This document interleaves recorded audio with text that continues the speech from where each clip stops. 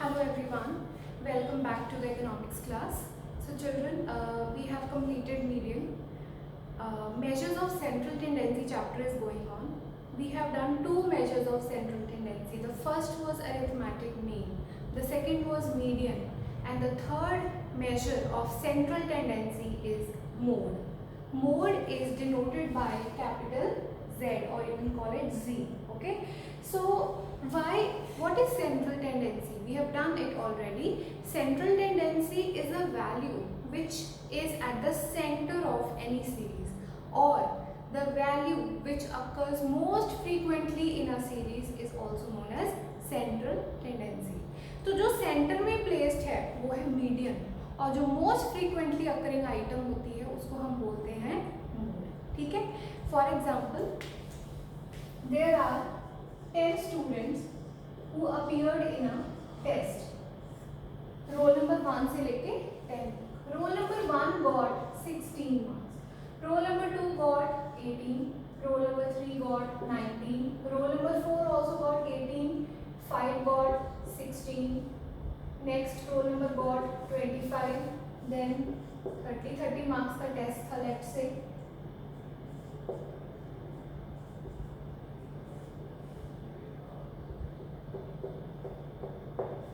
हो गए, 10 स्टूडेंट्स ही हैं.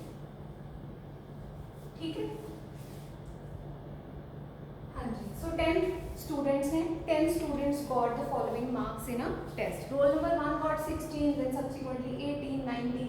तो सबसे ज्यादा आने वाली आइटम कौन सी है? 16. It has come 3 times. 18 जो है वो 2 बार आया है. तो इस केस में what are the modal marks? Modal marks are 16. So 16 is the most frequently occurring item. So mode in this case will be 16 marks. ये तो हो गई individual series. Today we will do mode in individual series and in discrete series. ठीक है. बहुत simple रखेंगे इसको, जो जो करवा रहे हैं सिर्फ उतना ही करना है. ठीक है. तो ये तो हो गया in individual series. ठीक है. ये आपको एग्जाम्पल समझाई. अगर इंडिविजुअल सीरीज में मोड फाइंड आउट करना आ जाए तो फर्स्ट स्टेप क्या होता है? We have to arrange the data in ascending और descending order. What happens when we will arrange the data? For example, I take the same data and I arrange it in ascending order. So when I arrange it in ascending order, the data comes like this.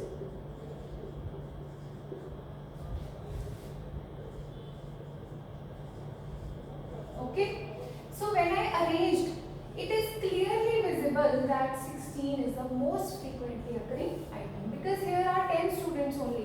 तो हमने easily देख लिया कि 16 is the mode. But यही अगर थोड़ा सा ज़्यादा बड़ा डाटा हो तो हमें उसको ascending order में ही arrange कर लेना चाहिए. कहीं भी individual series में mode find out करना है तो what will you do is you will first arrange the data in order and then you will locate mode. Okay. Now this was about individual series. Our main focus will be on mode in discrete series and continuous series. In today's class we will do mode in discrete series. Let's do that, and our focus will be on grouping method. So in case of discrete series where frequencies are given to us, in that case how to find mode using grouping method.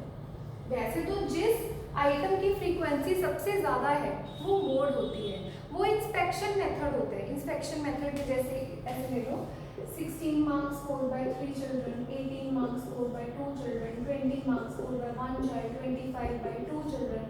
इस तरह से ये तो हो गई discrete series. तो यहाँ पे 16 की फ्रीक्वेंसी सबसे ज़्यादा है तो हमारा मोड क्या आया? 16.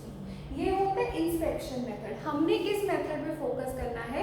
How to find mean using grouping method, because you will find grouping method only in your examination. ठीक है. सो मेरे को बाद में मत पूछना कि वो क्यों नहीं किया ये, क्योंकि जो करवा रही हूँ सिर्फ उतना ही करना है. ठीक है. So let's do mode in discrete series using grouping method. Find out the mode in the following series.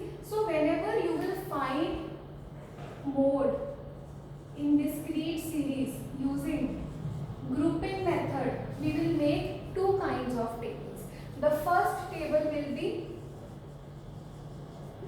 grouping table. Okay, the second table will be analysis table. Okay, so we will make two tables, grouping table, analysis table. So first let's start with grouping table. That means इस question को two phases में solve किया जाता है. तो first phase क्या होता है? Grouping table. ठीक है, क्वेश्चन ले रहे हैं सबसे पहले size, frequency,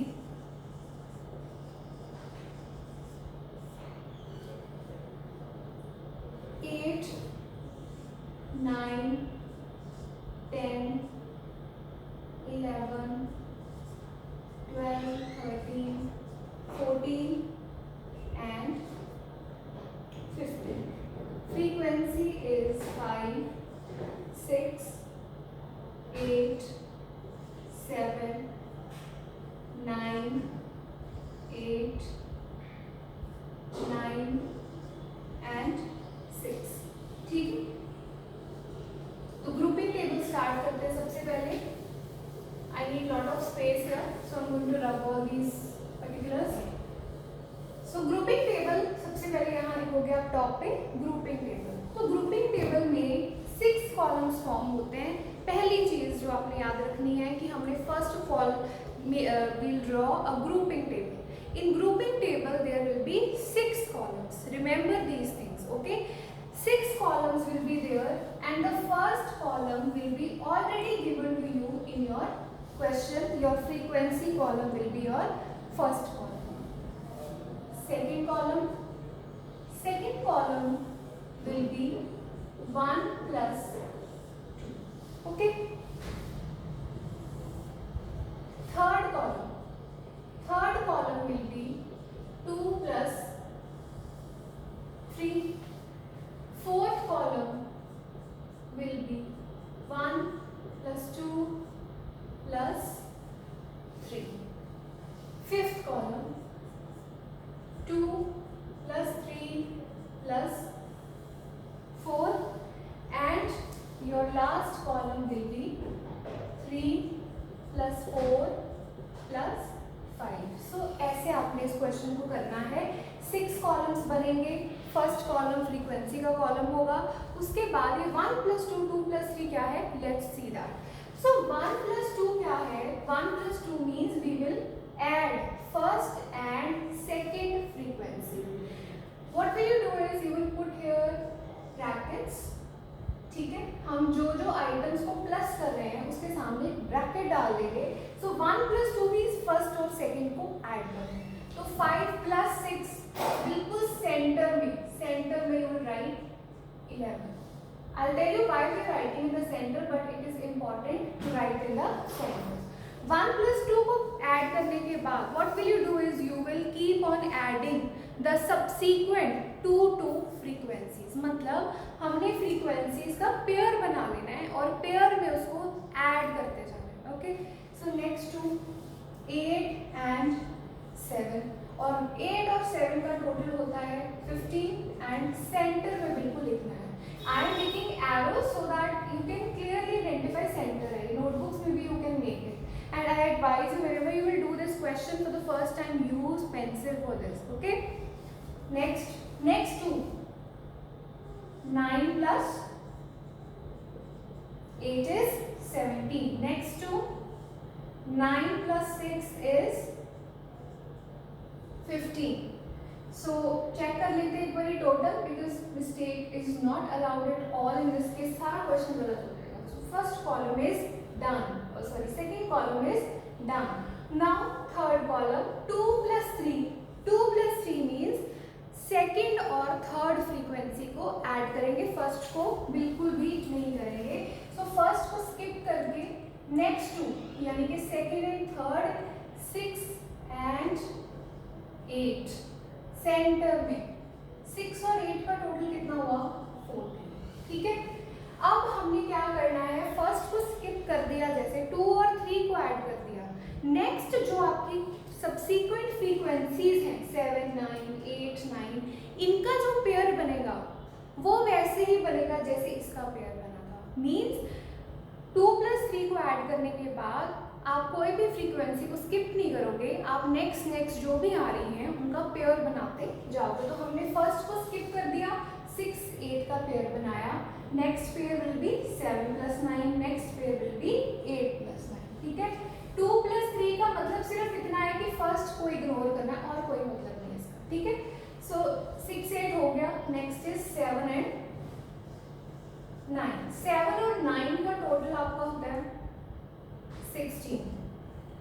8 and 9, what is the total of 8 and 9? 17।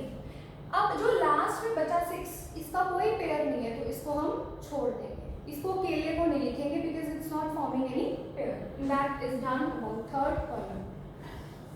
Don't get panic, it's a bit different thing that you not done earlier and we make every effort कि आपको ये आसानी से समझ आ जाए। ठीक है, so next column is fourth column, 1 + 2 + 3। Now it means you will add, now अब पेयर्स नहीं बनेंगे, अब ट्रिपलेट्स बनेंगे।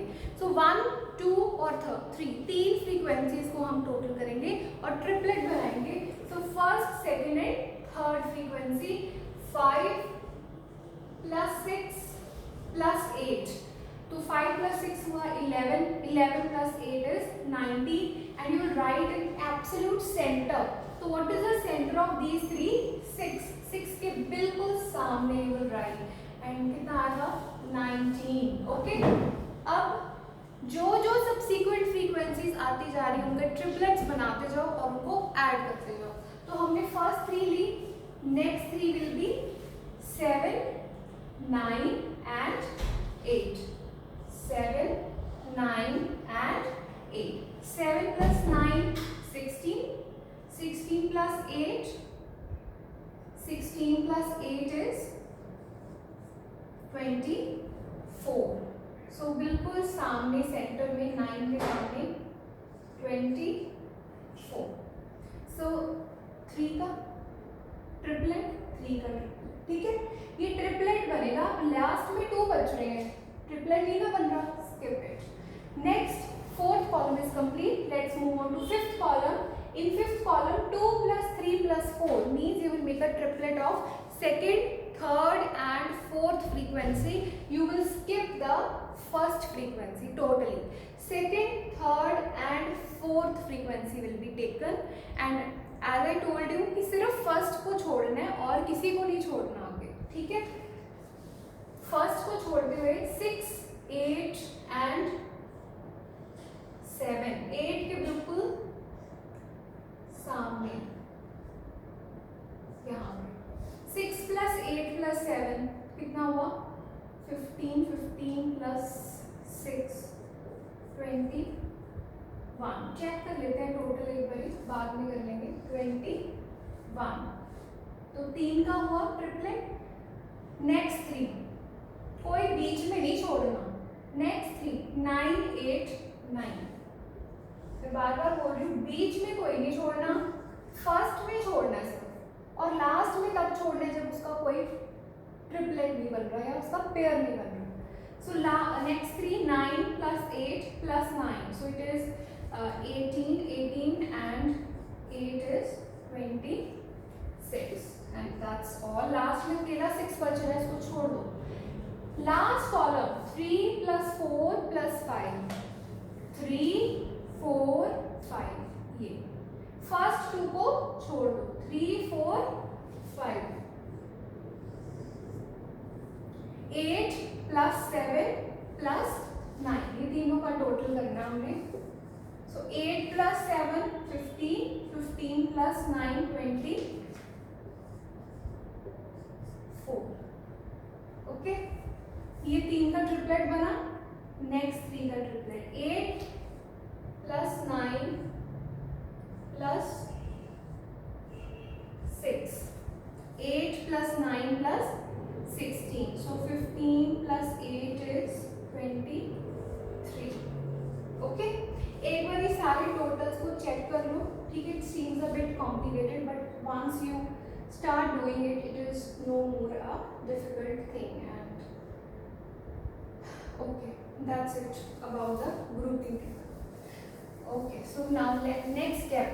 So since there is lack of space, analysis table को कहाँ बनाऊंगी समझ नहीं आ रहा। चलो अब नेक्स्ट स्टेप क्या होगा हमारा, ग्रुपिंग टेबल में सारे टोटल्स करने के बाद what will you do is you will highlight the item with the highest frequency in each column. Column 1 से लेके कॉलम 6 तक हर कॉलम में जो सबसे बड़ी आइटम होगी उसको हमने हाईलाइट कर देना है, राइट। सो फर्स्ट में सबसे बड़ी आइटम कौन सी है, यानी कि जो सबसे बड़ा नंबर है वो कौन सा है, 9। 2 बार ही आ रहा है, दोनों बार ही हाईलाइट कर देंगे। अगर एक बार ही आ रहा होता तो एक बार ही कर लेते हैं। नेक्स्ट सबसे ज्यादा बड़ी आइटम कौन सी है, 17 अगेन, 24 सबसे बड़ा। इन दोनों में से बड़ा कौन सा है, 26। इन दोनों में से बड़ा कौन सा है, 24। हर कॉलम में the biggest number will be highlighted। if it's occurring twice दोनों बार हाईलाइट कर लो, thrice तीनों बार कर लो, एक बार ही हो रहा है एक बार कर लो, ठीक है। ये हो गया हमारा ग्रुपिंग टेबल टोटली कंप्लीट, ठीक है। अब हमने नेक्स्ट चीज क्या करनी है, because there is lack of space बेटा हियर, तो एनालिसिस टेबल थोड़ा सा मुश्किल है बनाना, but still I will manage somehow. थोड़ा सा एडजस्ट करना पड़ेगा हमको, ठीक है। एनालिसिस टेबल, ये ग्रुपिंग टेबल था, अब हम बनाएंगे analysis table, okay. Analysis table में सबसे पहले यहाँ आपने लिखना है एनालिसिस टेबल, ओके। अब हमने क्या करना है एनालिसिस टेबल में, हमने जो हमारा साइज है और हमारे कॉलम नंबर्स हैं उनको एक टेबल में लिख लेना है। यहाँ पर ये आपका एनालिसिस टेबल है, यहाँ पर आप लेंगे कॉलम्स, यहाँ column 1, column 2, column 3, column 4, column 5, column 6। I hope it is visible. तो 6 कॉलम है, 6 के 6 कॉलम यहाँ पे आपने लिख लेने हैं, ओके। इधर हमने क्या लेना है, इधर हमने लेना है हमारा साइज। तो साइज जो भी है 8, 9, 10 वो सारे आपने यहाँ लिख लेने हैं। 8, 9, 10, 11, 12, 13, 14 एंड 15। बन गया। This is your which table, analysis table, okay. तो आपने ऐसे लिखना है यहाँ पे कॉलम इस तरह से 1, 2, 6 ही कॉलम्स है, और आपने जो साइज है वो ऐसे लेना है, विजिबल। तो साइज जो भी होगा वो इधर इधर ऐसे लिख देना है, समझ आया, ठीक है। Please pardon me, it's not very neat and clean, okay। let's start now। so first of all बेटा ये आपने फॉर्मेट ड्रॉ कर लेना है। अब हमने क्या करना है, हमने कॉलम वाइज देखते जाना है। this way it will be more better, it will be easy to understand for you, okay। ठीक है बच्चे, हाँ जी। सो फर्स्ट कॉलम देखो, फर्स्ट कॉलम देखो, सबसे बड़ी आइटम थी 9 और यहाँ पे 2 बारी 9 आया। अब जो 9 है यहाँ पे ध्यान से देखना है, हमने जो हाईलाइट की ना सिर्फ उनको देखना है। 9 किसके सामने है, 12 के सामने। फर्स्ट कॉलम में जो 9 है वो किसके सामने है, 12 के सामने। यहाँ पर 12 को टिक करते हैं। 9 किसके सामने है, 14 के सामने। कॉलम कौन सा चल रहा है, 1, तो 14 के सामने भी एक टिक, ठीक है। नेक्स्ट देखो सेकेंड कॉलम 17 जो है that corresponds to which size, ये हमने देखना है। यहाँ पे तो सामने था, अब जो ये 17 है वो दो चीजों का टोटल करके आया है। 17 आया है 9 और 8 का टोटल करके। मैंने तभी बोला था ना सेंटर में लिखना है, तो आपको याद रहेगा कि 17 जो है वो इन दोनों को टोटल करके आया है।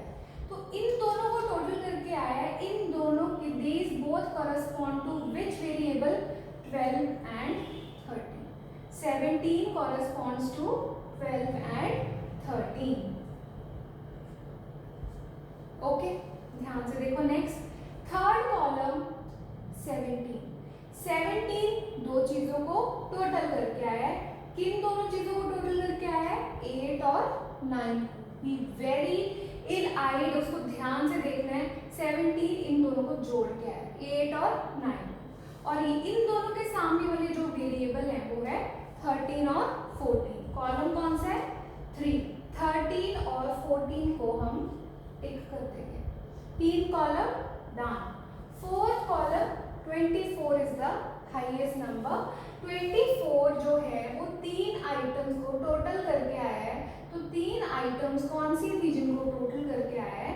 7, 9 और 8। सामने देखो इसके बिल्कुल 7, 9 और 8। 7, 9 और 8 के सामने वाले जो वेरिएबल्स हैं वो है 11, 12, 13। डन। 5th 26 तीन चीजों को टोटल करके आया है। किन 3 चीजों को टोटल करके आया है? इन तीनों 9, 8 और 9। इनके सामने वाले वेरिएबल्स 12, 13, 14।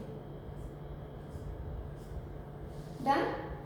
लास्ट 24 3 चीजों को टोटल करके आया 3, 4 और 5, यानी कि 8, 7 और 9। इनके सामने वाले वेरिएबल्स 10, 11, 12। ये हो गया एनालिसिस टेबल। हमने ये देखना है कि हर कॉलम में द हाईएस्ट वैल्यू जो है it corresponds to which variable. Okay, तो हमने उस चीज को टिक कर लिया। अब हमने नेक्स्ट चीज क्या करनी है? हमने जितने भी हमारे टिक्स हुए हैं उनको टोटल कर लेना है। टिक्स को टोटल करना है। नो टिक, 1, 2, 5 टिक्स, 4 टिक्स, 3 टिक्स, नो टिक। ओके, तो हमारे हाईएस्ट नंबर ऑफ टिक्स जो है वो है इधर। कौन से वेरिएबल में? 12। तो 12 के सामने सबसे ज्यादा टिक्स हैं। इसका मतलब जो 12 है वो क्या है? मोड है। तो यहाँ पे आप लिखोगे since the highest number, since the highest number of ticks corresponds to 13, therefore mode is 13. Okay, sorry 12, ये 12 के आगे गलती से लिख दिया। ठीक है, सो आपका मोड क्या आ गया? जिसमें सबसे ज्यादा टिक्स होंगे। एक बार दोबारा कर देते हैं। मोड में डिस्क्रीट सीरीज में ग्रुपिंग टेबल के साथ we will first of all make grouping table, then we will make analysis table. Grouping table में there are always 6 columns. 6 columns होंगे। 6 कॉलम्स में आपने जो फर्स्ट कॉलम है वो किसको असाइन करना है? फ्रीक्वेंसी को, which is already given to you in the question. Your next column will be 1 plus 2, then 2 plus 3, then 1 plus 2 plus 3, 2 plus 3 plus 4, 3 plus 4 plus 5. You will keep on adding the frequencies. बीच में से कोई नहीं छोड़नी होती कभी भी, first में और लास्ट में छूट सकती है। फिर हमने जो हर कॉलम है उसमें जो हाईएस्ट नंबर है उसको हमने हाईलाइट कर लेना है। उसके बाद नेक्स्ट स्टेप हमारा होगा एनालिसिस टेबल। एनालिसिस टेबल में हमने जो कॉलम्स हैं उनको वर्टिकली लिख लेना है। जो भी आपका वेरिएबल है उसको हमने हॉरिजॉन्टली लिख लेना है। फिर हमने हर कॉलम में जो भी हाईएस्ट नंबर है उसके सामने वाला जो वेरिएबल है यानी कि जो साइज है उसको हमने टिक कर लेना है। काफ़ी इंपॉर्टेंट स्टेप है, ठीक है। और फिर एंड में सब टिक्स को हमने टोटल कर लेना है। जहाँ पे हाईएस्ट नंबर ऑफ टिक्स होंगे वो आपका मोड होगा। ये हो गया आपका डिस्क्रीट सीरीज। कल हम करेंगे कंटिन्यूअस सीरीज। कंटिन्यूअस सीरीज में भी फर्स्ट स्टेप और सेकंड स्टेप सेम होता है। तो एक बार फिर ये रिवाइज होगा कल, ठीक है। जिसको नहीं समझ आया वो दोबारा उसको ध्यान से देखना। बस उसमें फ़र्क क्या होगा?